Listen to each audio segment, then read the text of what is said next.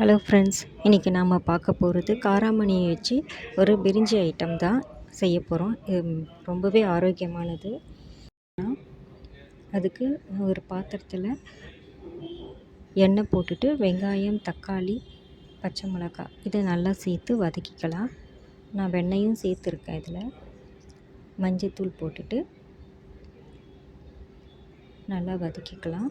இதில் இப்போ இந்த இடத்துல நீங்கள் தயிர் தேவைன்னா கூட நீங்கள் போட்டுக்கலாம். இஞ்சி பூண்டு பேஸ்ட்டும் போட்டுக்கிறேன். ஏற்கனவே அரைச்சி ரெடி பண்ணி வச்சுருக்கு இஞ்சி பூண்டு பேஸ்ட்டு, அது சேர்த்து நல்லா வதக்கிக்கலாம். இதில் மார்னிங் டைமில் நம்ம சட்டுன்னு இதை செஞ்சு வச்சிடலாம். ஒரே கத்திரிக்காய் போட்டுக்கிறேன் நான். ஏன்னா கொஞ்சம்தான் சாப்பாடு பசங்களுக்கு செய்கிறோம். அதனால் லஞ்ச் பாக்ஸுக்குன்னு சொல்லிவிட்டு ஒன்று தான் சேர்த்துருக்கேன். நிறைய போட்டால் சாப்பிட மாட்டாங்க. காரத்துக்கு ஏற்ற மாதிரி ஒரு ஸ்பூன் மிளகாய்த்தூள் சேர்த்துக்கிறேன். இது குழம்பு மிளகாய்த்தூள் தான். கரம் மசாலா தூள் ஒரு 1/4 ஸ்பூன் சேர்த்துக்கிறேன்.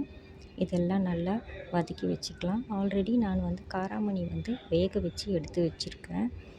அதை சேர்த்துக்கிறேன். இதை தண்ணியோடு சேர்த்துக்கிறேன். கொஞ்சம் சேர்த்துட்டு இப்போ தேவையான 1க்கு 2 அப்படின்ற ரேஷியோவில் தான் நான் தண்ணி சேர்த்துக்கிறேன். நீங்கள் எப்படி அரிசி வைக்கிறீங்களோ அதுக்கேற்ற மாதிரி நீங்கள் சேர்த்துக்கோங்க. தண்ணி கொதி வந்தோடனே நான் அரிசி சேர்த்துட்டேன்.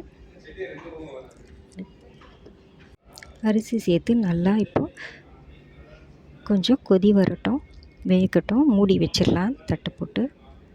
இப்போ இந்த இடத்துல நம்ம காரமும் உப்பும் சரி பார்த்துக்கலாம். சரி பார்த்துட்டு மிக்ஸ் பண்ணிக்கலாம். தேவைன்னா உப்பு சேர்த்துக்கோங்க. இந்த இடத்துல இப்போ சாதம் வெந்துருச்சு, முக்கால்வாசி வெந்துருச்சு. இந்த இடத்துல நான் லெமன் ஒன்று போட்டுக்கிறேன். லெமன் டேஸ்ட்டு பசங்களுக்கு கொஞ்சம் பிடிக்கும். அதனால் லெமன் ஒரு லெமன் நான் சேர்த்து நல்லா மிக்ஸ் பண்ணி விட்டுக்கிறேன். கூடவே கொத்தமல்லி, புதினா சேர்த்துக்கிறேன்.